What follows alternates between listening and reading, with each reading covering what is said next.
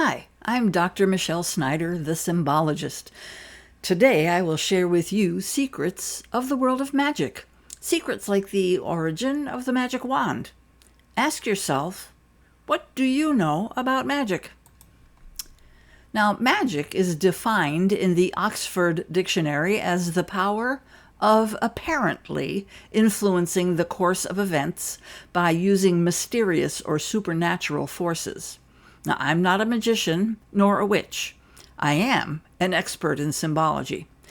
And you are about to journey into the world of magic. Ask yourself, is magic evil? Is there dark magic? Is there light magic? And there are many characters in the world of magic. Acts of magic by powerful people in history are not rare. Moses parted the Red Sea, and he brought water forth from a rock. King Solomon had a magic ring engraved with a hexagram. It was a prison for demons. Jesus turned water into wine, calmed a stormy sea, and healed the blind. Apollonius of Tyana, a Pythagorean philosopher, was said to have raised the dead. Words have power. They can heal or wound, destroy or create. Now, Christians hold that God spoke the world into existence. Many spells and incantations require special words. Abracadabra is perhaps the most famous magical phrase in the world, up there with open sesame. In the phrase abracadabra, ca means as, and dabra means to speak. So in essence, cadabra means as I speak or on my command. Now remember, spells are called spells because you spell them. The book of spells is called a grimoire, which is from the French word for grammar. So, be careful what you speak. Witches are a common character in magic today. The horrendous practice of witch hunts is a stain on our history as humans.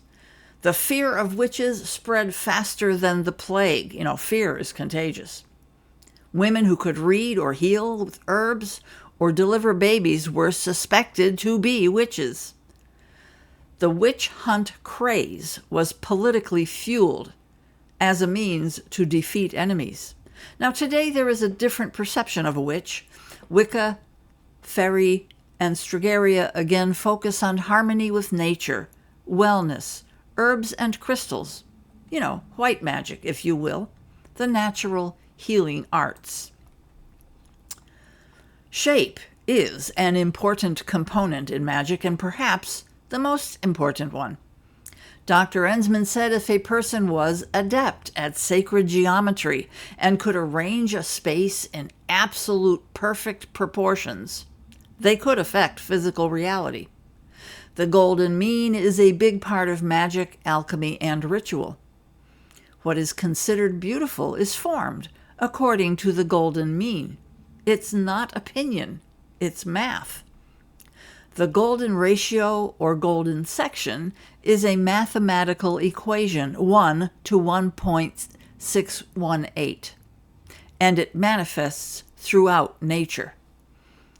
The ancients believed that a profound order underlies the universe, harmony in number and frequency that is expressed in geometry. Divination in Watkins' Dictionary of Magic is defined as the act of foretelling the future, often by interpreting omens. The Witch Book states that divination has, for thousands of years, been a tool of priests, seers, shamans, astrologers, medicine men, gypsies, and wise men and women. Divination is a mystical function that has roots thousands of years old. Foretelling the future was the domain of astrologers who could read the stars, a practice from the Ice Ages when stars were their only calendar. In the Dark Ages, there were great arguments between astrologers and clergy, debating free will or predestination. Yet, in Christian scriptures, Joseph, Daniel, and the Witch of Endor all told the future. Now, one long-lived device for divination is using reflection, as with mirrors or water. This practice is commonly known as scrying, and it is performed with a magic mirror or a bowl of water. It is one of the most ancient forms of divination, dating to prehistory when water was used to reflect the stars. One of the purposes of moats around castles was to be a lens with which to read the stars. Stars told us when the weather was going to change, when it would be dark during the day. In other words, stars told us the future. This is an image of Castle Glucksburg, if you are curious.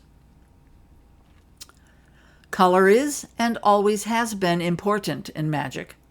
Magic formulas were usually written in red, yet even with its strong history, color as a powerful force has faded away.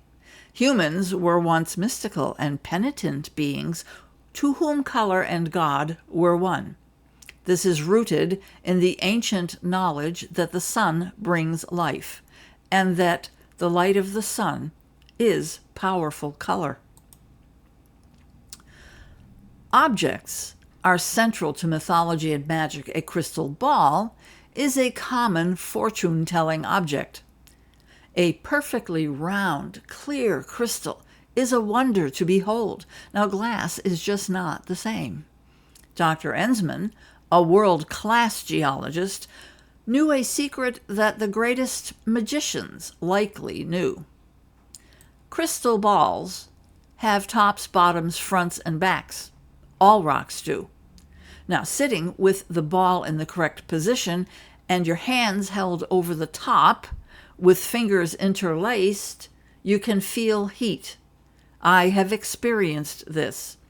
Despite the common thought that crystals diffract light, a crystal actually absorbs and re-emits light, which is heat. Crystal balls are said to show the future or the past. Now, geology, the realm crystal balls lived in before they're born, can tell us both. Now, the wand is an important part of magic and occultism and has been in possession of powerful people throughout history. Moses was a great magician, and when he performed his miracles, he had a rod. Aaron had a rod. There are legends and stories with witches and wizards, and they all have wands. Priests carry croziers, which are very much like Aaron's magic rod.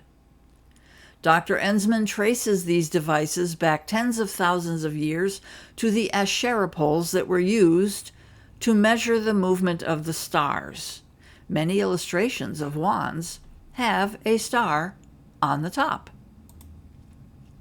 Well, thank you for walking this path with me through myth, memory, and magic. If you found yourself drawn to this world, you're not alone. I've spent decades in the world of symbols, and it still surprises me. You'll find my books, both fiction and nonfiction, at thesymbologist.com. The stories are waiting, and they remember you.